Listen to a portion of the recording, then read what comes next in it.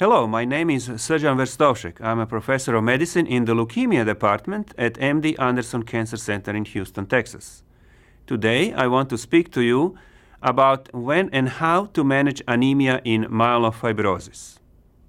Anemia in myelofibrosis is a very significant clinical problem.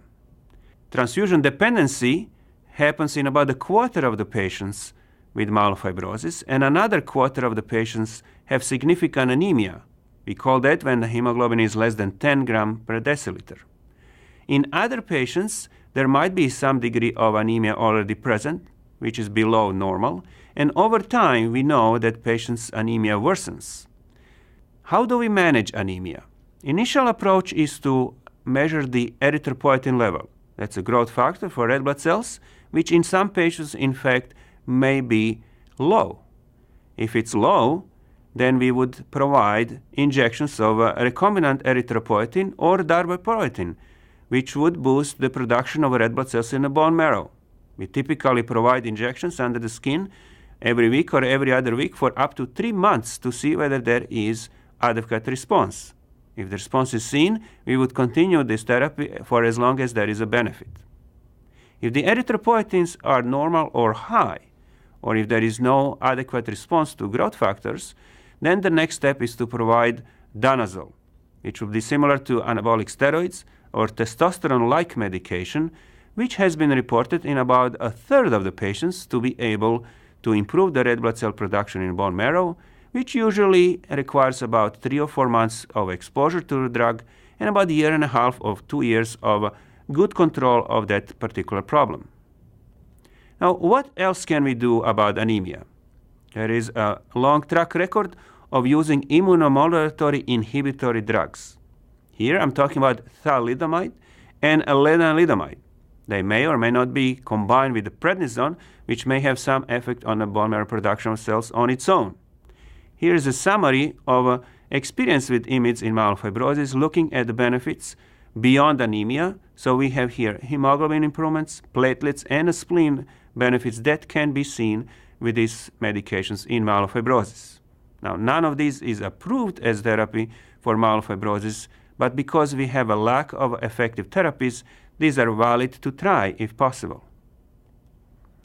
Sometimes we do splenectomies in myelofibrosis. I would say that in patients that are refractory to standard medications, that have a transfusion requirement at a high level, then a splenectomy is an option. It has certain morbidity and mortality associated with it. And of course, liver enlargement can follow the splenectomy and cause problems for the patients down the road. But it is a valid try to help the patients that is depending on transfusions of blood. How do we manage patients then with myelofibrosis? When we try to come up with the algorithms for management of patients with myelofibrosis, 3 important factors come up.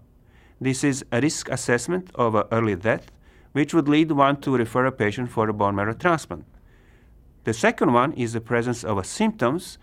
These are either constitutional symptoms or symptomatic splenomegaly. More often than not, this would lead to implementation of a therapy with a JAK inhibitor. And number 3 is anemia. To summarize all together, you see this schematic diagram where anemia treatment is highlighted as is a problem for which we do not have good therapies. In summary, significant anemia is a very common problem in myelofibrosis, seen in about 40% of patients, with a quarter of patients transfusion dependent. Therapeutic options are limited. They are limited to erythropoietin, androgens, or immunomodulatory inhibitory drugs, or clinical trial participation, because no approved therapy exists that would improve the production of red blood cells. Splenectomy, therefore, may help in selected patients to improve very low blood cell count in patients with very advanced myelofibrosis. While JAK inhibitors are approved therapy that help patients with control of symptomatic splenomegaly and systemic symptoms, no antianemia medication has been approved so far. I would like to thank you very much for listening to this presentation. Have a nice day.